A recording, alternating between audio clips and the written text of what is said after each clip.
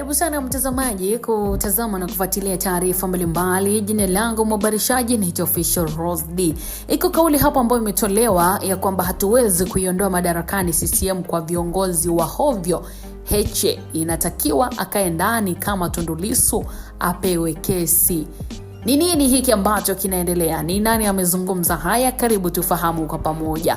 Mwenyekiti wa Chadema wilaya ya Mwanga na mjumbe wa baraza kuu la Chadema Taifa, Lembrusi Mchome, ameibua maswali kuhusu tofauti ya hatua zinazochukuliwa dhidi ya mwenyekiti wa chama hicho Tundu Lissu na makamu mwenyekiti John Heche, ambako Mchome anasema Chadema inalenga kuiondoa CCM madarakani kupitia mifumo ya kikatiba, hivyo chama kinahitaji viongozi wenye uthubutu, weledi na dhamira ya dhati ya utekelezaji wa lengo hilo.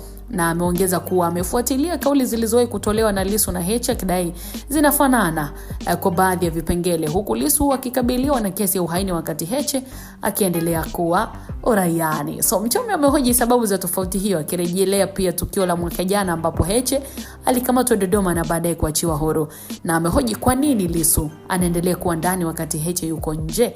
Lakini pia Mchome ametoa wito kwa viongozi wa chama cha Chadema kuendelea kusimamia mwenyekiti wao na kutafuta njia za kisheria ili kuhakikisha kwamba Lissu anapata haki, huku akitaka pia wanachama kujiuliza kuhusu msimamo na dhamira ya viongozi wao katika kuiondoa CCM madarakani. So habari za kisiasa ziko hivyo. Chadema wenyewe wanaulizana, kwa nini huyu ndani, kwa nini huyu nje? Kipi ni kipi?